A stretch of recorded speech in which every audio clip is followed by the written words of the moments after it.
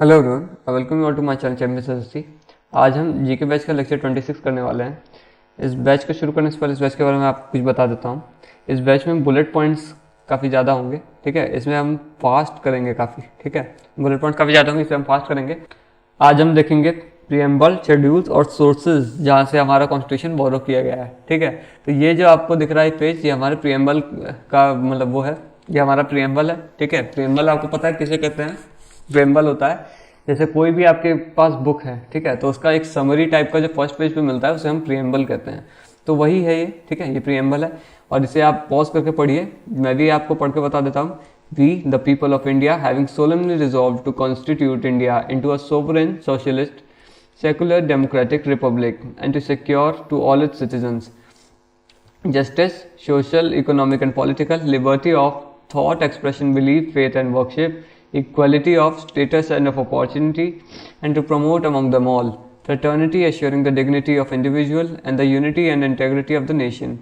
In our Constituent Assembly this 26th day of November 1949 do hereby adopt and enact and give to the ourselves this constitution, ठीक है। तो ये आपको पढ़ना है खुद से, एक बार पढ़िए, ज़्यादा मतलब अच्छा लगता है पढ़ के। और ये क्या बोलते हैं, ये आपको याद भी रखना है, अभी हम आगे देखेंगे प्रीएम्बल में, ठीक है। तो चलिए स्टार्ट करते हैं। प्रीएम्बल और शेड्यूल सबसे पहले हम पढ़ने वाले हैं, उसमें सबसे पहले पढ़ने वाले हैं प्रीएम्बल। तो इसे बोरो कहाँ से किया गया है, इसका कॉन्सेप्ट एज अ कॉन्सेप्ट इसे यूएसए से बोरो किया गया है, ठीक है। और एज अ लैंग्वेज इसे कहाँ से बोरो किया गया, ऑस्ट्रेलिया से, ठीक है।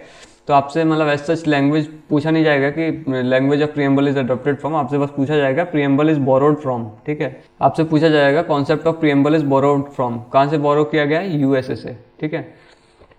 लैंग्वेज ऐसे पूछा नहीं जाएगा, पूछा जाए तो ऑस्ट्रेलिया से, ठीक है, आपको पता है।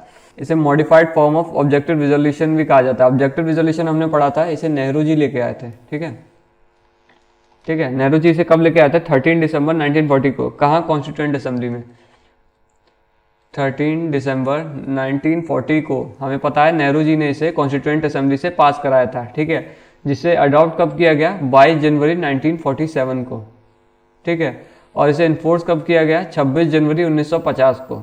इसे हमारे जो प्रीएम्बल है उसे modified form of objective resolution क्यों कहा जाता है, क्योंकि जैसे कोई भी बुक होती है, प्रीएम्बल होता क्या है, ठीक है, किसी भी बुक का जैसे इंडेक्स टाइप का होता है और प्रीफेस टाइप का, जैसे कोई भी बुक है, ठीक है, तो उसका पहला पेज जो होता है उसमें समरी दिया रहता है कि उस बुक में क्या क्या है, कैसी कैसी चीज़ें हैं, ठीक है। तो वो जब बुक कंप्लीट हो जाती है उसके बाद ही उस समरी को बनाया जा सकता है, ठीक है। इसीलिए हमारा प्रीएम्बल भी जो है वो कॉन्स्टिट्यूशन के बनने के बाद ही बनाया गया है, ठीक है। और उसी में सारी चीज़ें दी रखी है, तो इसीलिए इसे कहा जाता है modified form of objective resolution. तो ऑब्जेक्टिव रिजोल्यूशन के मार्क पे, ठीक है, इसी के मतलब बेसिस पे ये बनाया गया है प्रीएम्बल, ठीक है। इसीलिए कहा जाता है इसे modified form of objective resolution. अब बात करते हैं कि इस पे कौन कौन से स्टेटमेंट पास किए गए प्रीएम्बल पे। इसे ID card of the constitution कहा है एन ए पालकीवाला ने, हॉरोस्कोप ऑफ द कॉन्स्टिट्यूशन कहा के एम मुंशी ने, कीनोट ऑफ द कॉन्स्टिट्यूशन कहा अर्नस्ट बाकर ने, ठीक है। आगे देखते हैं, बात करते हैं इसके इंग्रेडिएंट्स की, ठीक है। तो source of authority of the constitution क्या है, मतलब ये कॉन्स्टिट्यूशन अपनी पावर कहाँ से लेता है। तो हमने पहला लाइन ही देखी थी प्रीएम्बल की, क्या थी, we the people of India. मतलब ये जितने भी कॉन्स्टिट्यूशन में जितनी बात की गई है ये सब अपनी पावर्स डिराइव कहाँ से करते हैं, पीपल ऑफ इंडिया से, ठीक है। मतलब भारत के लोगों से अपनी पावर डिराइव करते हैं और उन्हीं के बारे में सारी बातें की गई है, ठीक है।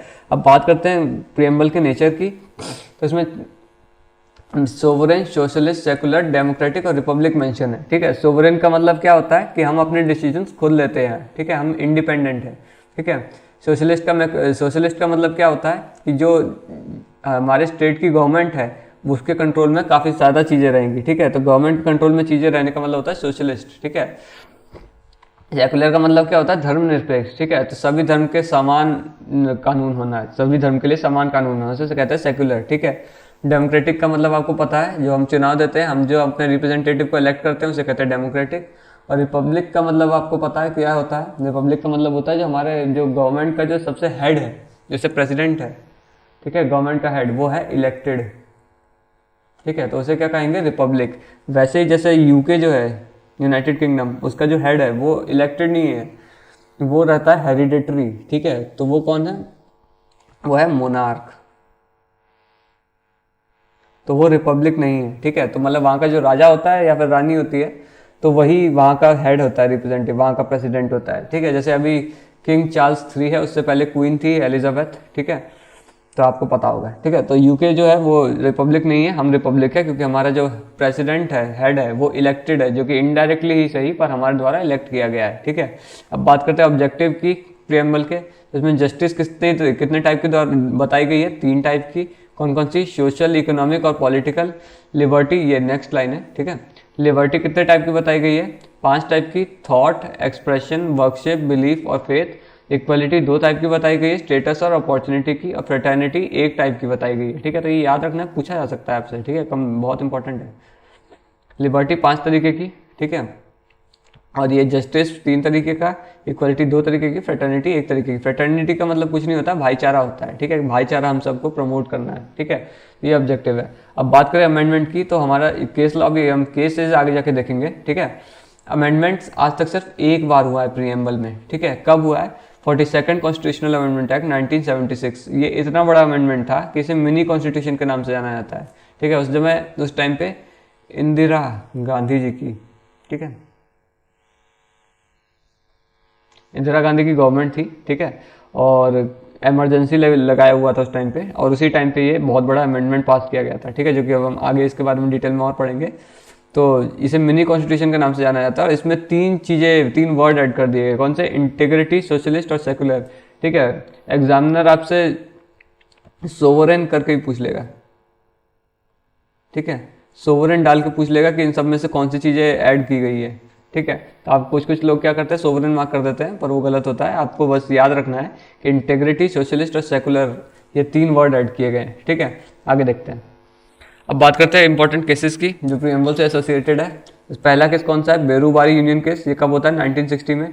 इसमें क्या सुप्रीम कोर्ट अपना वो सुनाता है फैसला कि प्रीएम्बल जो है वो कॉन्स्टिट्यूशन का पार्ट नहीं है, इसीलिए इसे अमेंड नहीं किया जा सकता, ठीक है। उसके बाद केस होता है KBC, one of the most famous case, Kesavananda Bharati case, जो कि 1973 में होता है, ठीक है। और इसमें आज तक की सबसे हाईएस्ट जजेस बेंच बैठती है।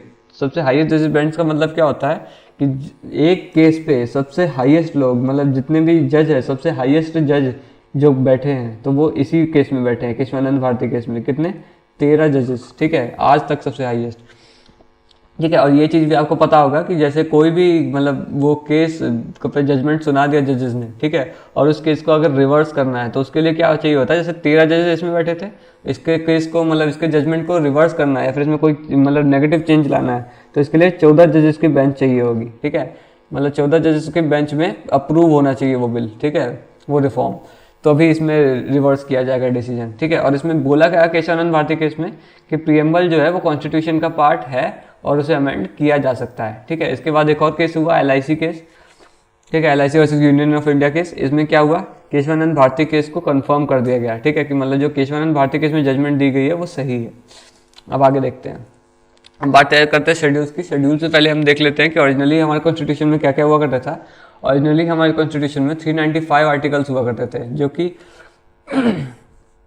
22 पार्ट्स में डिवाइडेड थे, ठीक है, और जिसमें कि टोटल 8 शेड्यूल्स ओरिजिनली हुआ करते थे। पर अब क्या है? अब 25 पार्ट्स हो गए हैं, ठीक है, और अब 12 शेड्यूल्स हो गए, जिसे हम अभी देखेंगे, ठीक है। और ये आर्टिकल्स अब 400 प्लस है और हमेशा चेंज होते रहते हैं, आपसे कभी पूछेगा नहीं, याद करने की जरूरत नहीं है। फिर भी आपको अगर मतलब ज़्यादा याद करना है तो 400 प्लस आर्टिकल्स हैं, ठीक है, और कुछ ये अप्रॉक्स में ही रहता है क्योंकि आपसे इससे ज़्यादा पूछेगा नहीं, ठीक है।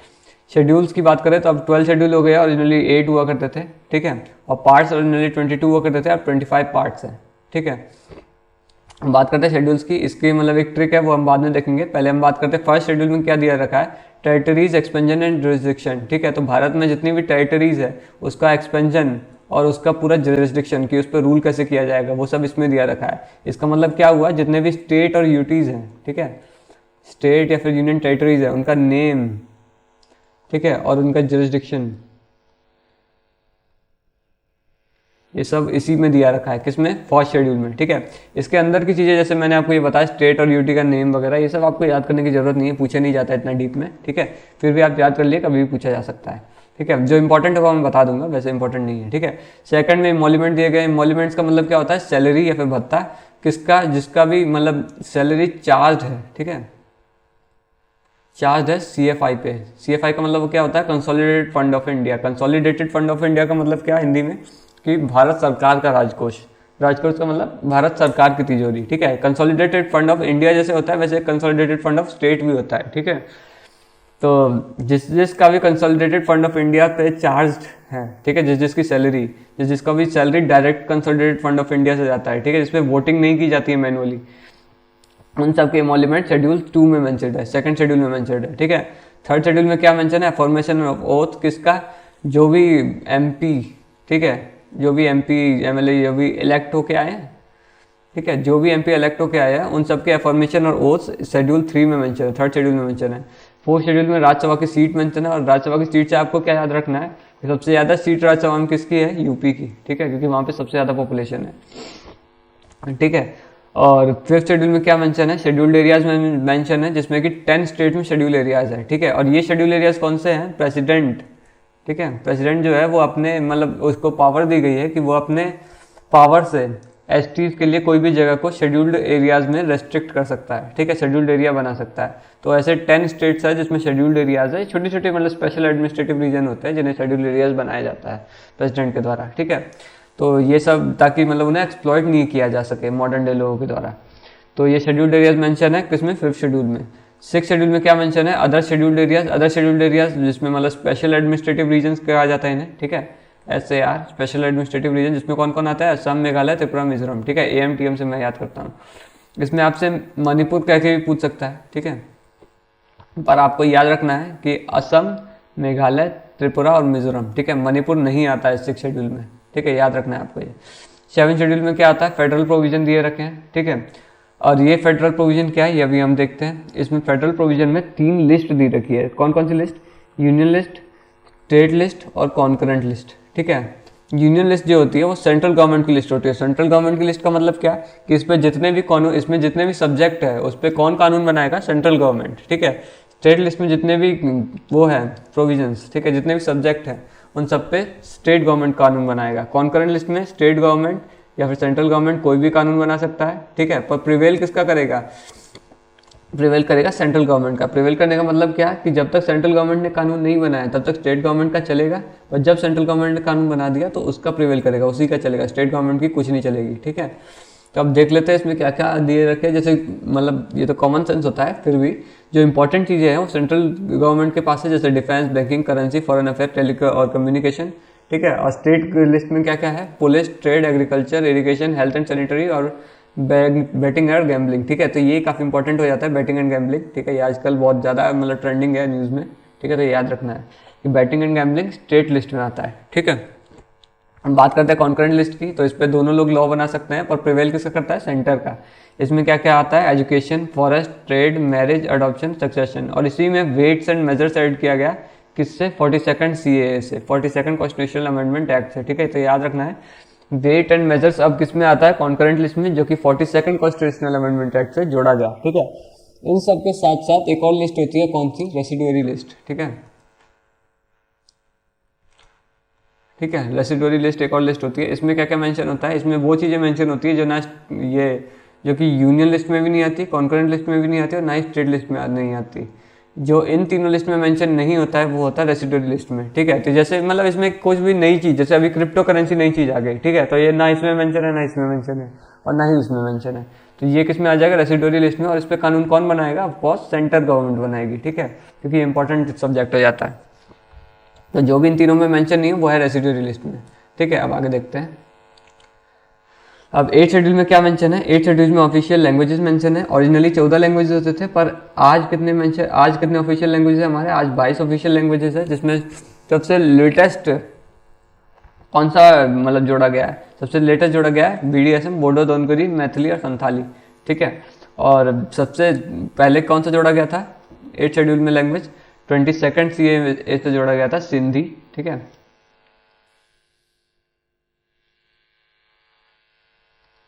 अब बात करते हैं इसमें कौन सी लैंग्वेज कब एडिट की गई, तो 22nd CAA से कॉन्स्टिट्यूशनल अमेंडमेंट एक्ट से जोड़ी गई सिंधी, ठीक है। 71st कॉन्स्टिट्यूशनल अमेंडमेंट एक्ट से जोड़ी गई कोंकणी, मणिपुरी और नेपाली, और 92nd कॉन्स्टिट्यूशनल अमेंडमेंट एक्ट से जोड़ी गई बोडो, दोनकरी, मैथिली और संथाली, ठीक है, जिसे मतलब याद करने की एक ट्रिक है, ठीक है। तो ये इसको याद करने की ट्रिक है। और 96th कॉन्स्टिट्यूशनल अमेंडमेंट एक्ट से क्या किया गया, क्या जोड़ा गया, उड़िया, ठीक है। आगे देखते हैं। अब बात करते हैं लास्ट 4 शेड्यूल्स की, जो कि सबसे बाद में ऐड किए गए। तो 9 शेड्यूल से क्या ऐड किया गया, लैंड रिफॉर्म्स, जो कि फर्स्ट कॉन्स्टिट्यूशनल अमेंडमेंट एक्ट 1951 में जोड़ा गया। ठीक है, 9 शेड्यूल क्यों जोड़ा गया, क्योंकि क्या था, जो जब हमें आज़ादी मिली, जब हमें फ्रीडम मिला, तब जो जितने भी ज़मींदार थे, ठीक है, जितने भी लैंडलॉर्ड थे, इन सबके पास बहुत ज़्यादा लैंड होल्डिंग थी, इनके सबके पास बहुत ज़्यादा ज़मीन थी। और जितने भी पेजेंट्स थे, जितने भी किसान थे, उन सबके पास बिल्कुल भी ना के बराबर लैंड होल्डिंग थी। तो लैंड रिफॉर्म्स लाके इसको फर्स्ट शेड्यूल्स में लैंड रिफॉर्म लाके तो ज़मींदार से ज़मीन ली गई और इन्हें बांटी गई गरीब पेजेंट्स को। ठीक है, ताकि इनके पास लैंड होल्डिंग हो और ये मतलब किसानी वगैरह करें। ठीक है, और 10th शेड्यूल में क्या मेंशन है, डिफेक्शन लॉ। डिफेक्शन का मतलब आपको पता है क्या होता है, दल बदल। ठीक है, कि मतलब आयाराम गयाराम सुना होगा आपने, बट नहीं सुना तो अभी हम आगे देखेंगे। ठीक है, तो 52nd कॉन्स्टिट्यूशनल अमेंडमेंट एक्ट 1985 में ये ऐड किया गया। लैंड रिफॉर्म आपको याद रखना बहुत इंपॉर्टेंट है। फर्स्ट कॉन्स्टिट्यूशनल अमेंडमेंट एक्ट 1951 से ऐड किया गया और डिफेक्शन लॉ 1985 में ऐड किया गया। ठीक है, 11th शेड्यूल में क्या मेंशन है, पंचायत, जो कि 73rd कॉन्स्टिट्यूशनल अमेंडमेंट एक्ट से ऐड किया गया 1992 में। ठीक है, 12th शेड्यूल में म्यूनिसिपैलिटीज़ में मेंशनड है, जो कि 74 कॉन्स्टिट्यूशनल अमेंडमेंट एक्ट 1993 में ऐड किया गया। ठीक है, म्यूनिसिपैलिटीज़ को कहा जाता है अर्बन लोकल गवर्नमेंट। ठीक है, और इसे क्या कहा जाता है, लोकल गवर्नमेंट। ठीक है, या फिर रूरल लोकल गवर्नमेंट। ठीक है, अब बात करते हैं इसकी ट्रिक की। इसे याद कैसे किया जाता है, इसे याद किया जाता है टीयर्स ऑफ ओल्ड पीएम से। ठीक है, इसे याद किया जाता है TEARSOFOLDPM।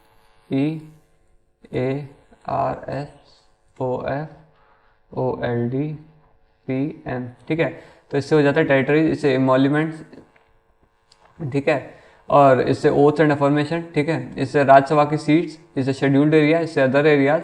ठीक है, इससे हो गया फेडरल प्रोविजन। ठीक है, इससे हो गया क्या, ऑफिशियल लैंग्वेजेस। एल से लैंड रिफॉर्म्स, डी से डिफेक्शन लॉ, पी से पंचायत, एम से म्यूनिसिपैलिटीज।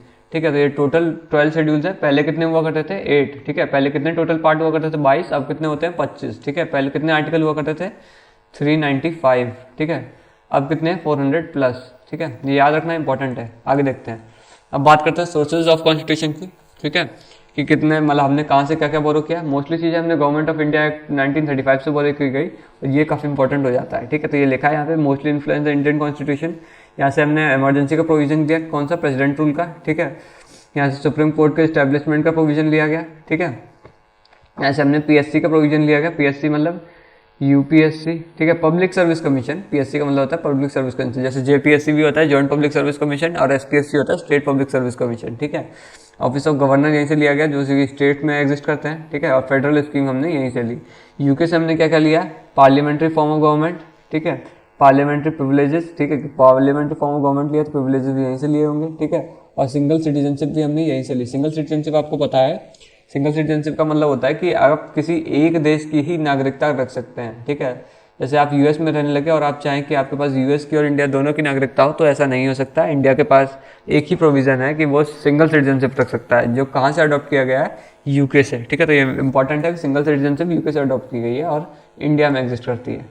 ठीक है, यूके से हमने और भी चीज़ें ली है, जैसे रूल ऑफ लॉ, रिट्स, जो कि हम आगे देखेंगे, फंडामेंटल राइट्स एसोसिएटेड है, और हाई कोर्ट और सुप्रीम कोर्ट से एसोसिएटेड है। ठीक है, लेजिस्लेटिव प्रोसीजर यहाँ से लिया गया, बाई कैमरल पार्लियामेंट यहाँ से लिया गया है। ठीक है, बाई कैमरल पार्लियामेंट का मतलब क्या होता है, राज्यसभा और लोकसभा। ठीक है, अपर हाउस और लोअर हाउस, ये हमने यहीं से लिया यूके से। ठीक है, लेजिस्लेटिव प्रोसीजर का मतलब भी यही होता है कि हमने पार्लियामेंट की सारी पार्लियामेंट भी हमने यहीं से उठाया है, पार्लियामेंट्री फॉर्म ऑफ गवर्नमेंट। ठीक है, तो लेजिस्लेचर का में कौन सा प्रोसीजर कैसे काम करेगा वो भी हमने यहीं से लिया होगा। ठीक है, अब देखते हैं यूएसए से हमने क्या क्या लिया है। यहाँ से हमने फंडामेंटल राइट लिया है। ठीक है, प्रीएम्बल लिया है, यहाँ से हमने सेपरेशन ऑफ पावर लिया है, सुप्रीमेसी ऑफ द कॉन्स्टिट्यूशन लिया है कि कॉन्स्टिट्यूशन सबसे आगे है, सबसे ऊपर है। ठीक है, इंडिपेंडेंस ऑफ द जुडिशरी हमने यहीं से लिया, रिमूवल लिया है एससी और एससी जजेस का। ठीक है, कि मतलब सुप्रीम कोर्ट और हाई कोर्ट के जो जजेस हैं, ठीक है, उसे रिमूव कैसे किया जाएगा और उनका रेजोल्यूशन कैसे लाया जाएगा, वो हमने यूएसए से अडॉप्ट किया गया है, बोरो किया है। ठीक है, जुडिशियल रिव्यू हमने यहीं से लिया है। जुडिशियल रिव्यू का मतलब क्या होता है, जैसे पार्लियामेंट कोई भी लॉ बनाता है तो उसे देखेगा जुडिशरी कि वो सही बनाए कि नहीं। ठीक है, कि वो जस्ट और फेयर है कि नहीं, तो उसे जुडिशियल रिव्यू कहते हैं, वो हमने यूएसए से लिया है। और यहीं से हमने इक्वल प्रोटेक्शन ऑफ लॉ भी लिया है। इक्वल प्रोटेक्शन ऑफ लॉ का मतलब क्या है कि कानून सबके लिए समान है। ठीक है, election of head of the state या फिर प्रेसिडेंट के इलेक्शन भी हमने यहीं से लिया है। ठीक है, हमसे पूछा जा सकता है कि मतलब अब तो कहानी बना के पूछने लगे कि द्रौपदी मुर्मू का इस बार इलेक्शन हुआ तो वो हमने कहाँ से बोरो किया था, तो वो हमने यूएसए से बोरो किया था। ठीक है, तो इम्पीचमेंट ऑफ प्रेसिडेंट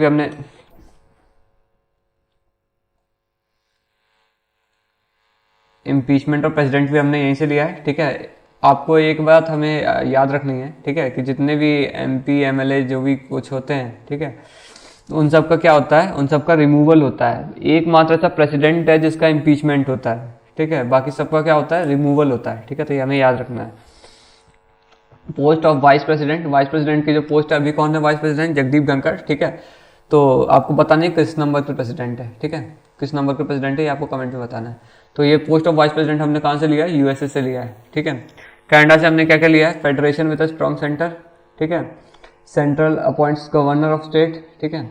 मतलब federation with a strong centre, ये मैं आपको बताता हूँ क्या होता है, कि सेंट्रल गवर्नमेंट के पास ज़्यादा पावर रहेगी, स्टेट गवर्नमेंट को कम पावर दिया जाएगा, ठीक है। फेडरेशन तो है, मतलब 2 पार्ट में डिवाइडेड तो है गवर्नमेंट, पर इसमें सेंटर के पास ज़्यादा पावर, सेंटर जो है वो ज़्यादा स्ट्रॉन्ग है, और इसीलिए वो एक गवर्नर को भी अपॉइंट करता है। यहाँ पर लिखा है government of state, governor of state, तो ये गवर्नर को अपॉइंट करता है कहाँ, स्टेट में, ठीक है, ताकि वो ओवरसी करे सारी सेंट्रल गवर्नमेंट के रूल्स को, ठीक है।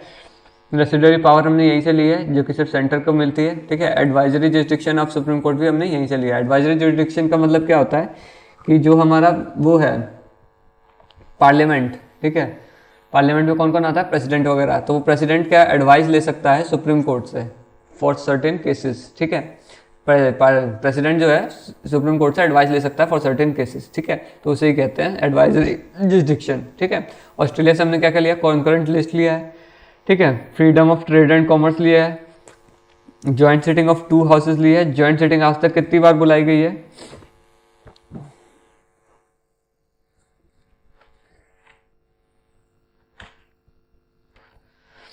ज्वाइंट सिटिंग आज तक सिर्फ 3 बार बुलाई गई, ये याद रखना है, ठीक है। Division of power between centre and state हमने ऑस्ट्रेलिया से लिया है, ठीक है। आगे देखते हैं, आयरलैंड से हमने क्या क्या लिया है, directive principle of state policy, अभी हम आगे देखेंगे, काफी बड़ा कॉन्सेप्ट है, ठीक है। Nomination of members to the Rajya Sabha में आपको पता होगा कि टोटल 12 मेंबर नॉमिनेटेड होते हैं, ठीक है, जिसे कौन नॉमिनेट करता है, प्रेसिडेंट, ठीक है। प्रेसिडेंट अपॉइंट नॉमिनेट करता है किसके, मतलब उस पर सजेशन पे, प्राइम मिनिस्टर के, ठीक है। प्राइम मिनिस्टर कौन सजेस्ट करता है, काउंसिल ऑफ मिनिस्टर, ठीक है। काउंसिल ऑफ मिनिस्टर को कौन इलेक्ट करता है, हम, ठीक है, we the people of India, ठीक है। तो अल्टीमेटली पावर कहाँ से डराइव होगी, we the people of India से, ठीक। ये प्रोविजन कहाँ से लिया गया, आयरलैंड से लिया गया। जर्मनी के कॉन्स्टिट्यूशन को वीमर कॉन्स्टिट्यूशन भी कहा जाता है, यहाँ से प्रेसिडेंट की पावर ली गई, प्रेसिडेंट पावर मतलब इमरजेंसी पावर, ठीक है।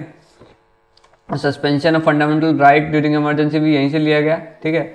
फाइनेंशियल इमरजेंसी भी यहीं से लिया गया, ठीक है। USSR या फिर रशिया से हमने क्या क्या लिया, फंडामेंटल ड्यूटी लिया, ठीक है। आइडिया लिया किस चीज़ का, जस्टिस का आइडिया लिया।